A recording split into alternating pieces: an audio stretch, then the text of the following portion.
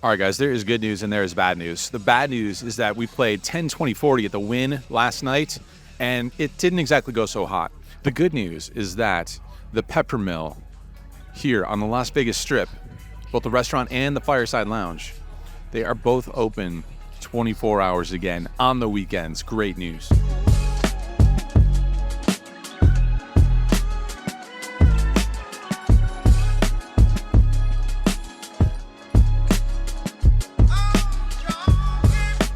I went with the nachos. Let's check out this beautiful before shot that I got for you guys. I won't show you the status of it now, but here is the beautiful before shots. I also went with the key lime pie martini. It is approximately 3:30 a.m.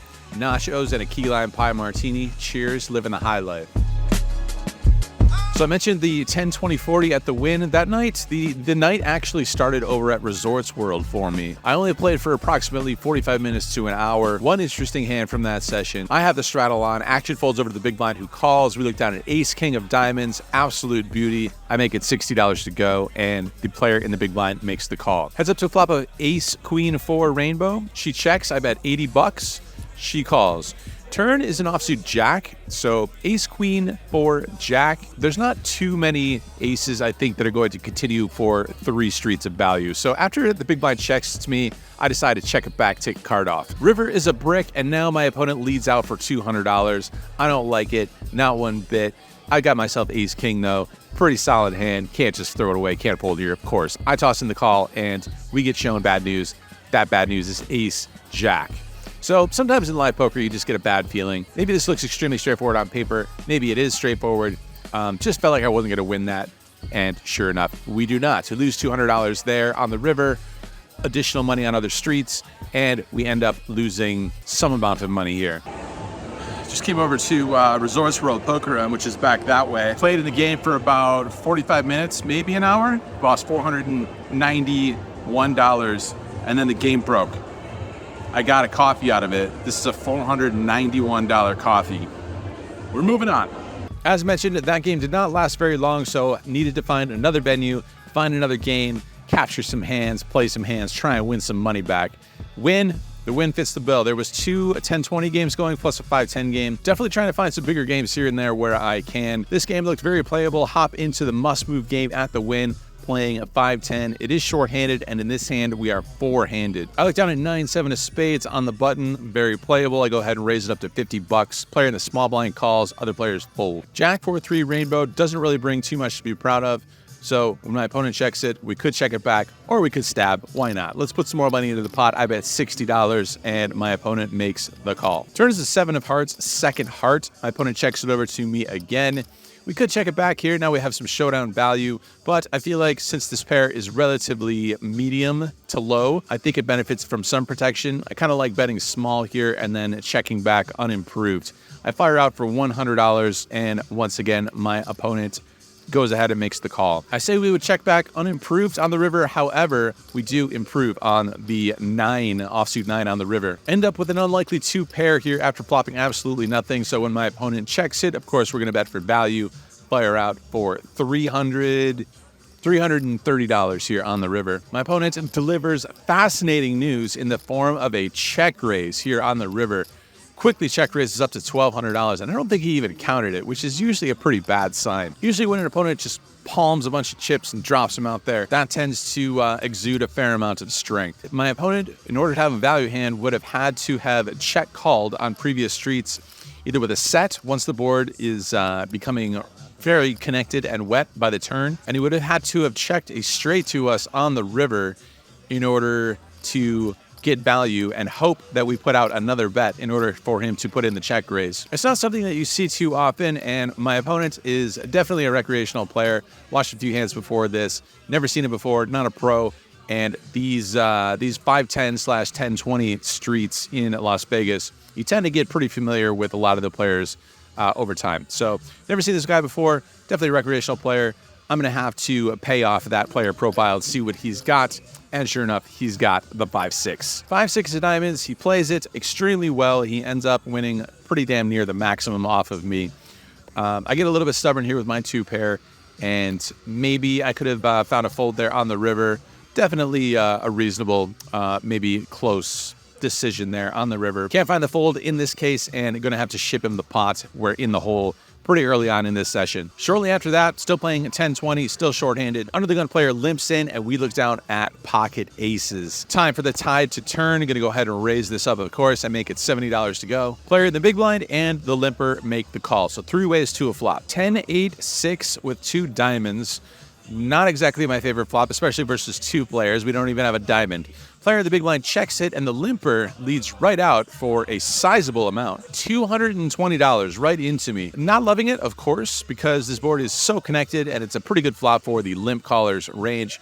I can't go anywhere just yet with pocket aces. Going to need to see at least one more card, see what happens. Toss in the call, and the player in the big blind calls as well. Enjoying it even less, and especially so when we see the 7 of diamonds hit the turn, one of the worst possible cards in the deck. Big blind checks, and now the limper jams all in. It's not a ton of money relative to size of the pot and this game, but for $800 with 4 to a straight and the 3rd diamond coming in on the turn, I think we just have to evacuate. I go ahead, toss the aces into the muck, and the player in the big blind, after a little bit of deliberation, goes ahead and makes the call. Turns out the player who had limp called pre-flop and then let out on the flop flopped the nuts, but the player in the big blind has king deuce of diamonds, and the player who flopped a straight is now drawing dead.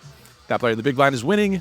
2nd place for the man who limp called pre-flop, and 3rd place for pocket aces. That hand goes up in flames. String a few hands like that together, and in a 10, 20, sometimes 40 game, you can quickly lose $3,500, and that is what happened to me in that game. I wish there was more interesting hands to share, but those 2 hands, they tell the story pretty easily. That's how you lose some money pretty quickly, and when nothing good happens in a bigger game, $3,500 up in smoke. That brings us to earlier tonight. Just before arriving here at the Peppermill, I put in a good few hours back at the Wynn, back in the 5-10 game. There was just the one 10-20 game going. The 5-10 game looked much more enjoyable, so I hopped into that game. Before we get into a couple of hands from that game, I don't want to forget that there's going to be a meetup game, an online meetup game happening this week. The first ever online meetup game on WPT Global is happening this week with myself, Brad Owen, and Mr. Rampage, Ethan Yao. So the 3 of us are going to be playing across 3 tables, 3 cash game tables, 1-2, 2-5, and 5-10. It's going to go from noon to 2 p.m. Eastern time, and everyone is welcome. Everyone who can get into the games on a WPT Global. You can use code VLOG, and that will get you a $1,200 deposit match bonus, along with some other freebies depending on how much you deposit. But it should be a really fun time. We're going to play for 2 hours across those different stakes. I'm going to try and stack Brad. I'm going to try and stack Ethan. I'm going to splash around with everybody. They're probably going to stack me. Who knows? We'll see what happens. But if you're able to, come join us in the games. It should be awesome. Right, back to the live poker action. Playing 5-10, there's an early position raise at $30. There's 2 calls, and we look down at ace-jack offsuit in the big blind. I'm going to put in the squeeze here. Very squeezable candidate. Go ahead and 3-bet it up to $180. Early position, initial raiser folds, but the player, one of the other callers, he makes the call in late position. Other players fold. So heads up to a flop that comes down jack high, jack 5 deuce rainbow. It's always like a real good sign, you know, when you raise pre-flop with ace jack and it comes jack high, few better feelings in poker. Anyway, I'm going to go ahead and c-bet here. I bet $140, and my opponent makes the call. Turn is a 9 of clubs, 2nd club. I'm going to keep barreling here. Got myself top pair, top kicker. And let's go for some more value. Let's try that. I go ahead and fire out for $350 here on the turn. And once again, my opponent makes the call. Feeling pretty good when the river is at another 9. Gonna go for even more value, all 3 streets. I fire out for $800, and my opponent pretty much snap calls. Roll it over, and my opponent shows us King Jack. So not only is it very good news, not only are you running pure when you flop top pair, top kicker with ace jack, but to have somebody else have King Jack, that's almost as good as nachos and a key lime pie martini at 3:45 in the morning. In this next hand, the $20 straddle is on, so 5, 10, 20 here at the Wynn. Player under the gun limps in.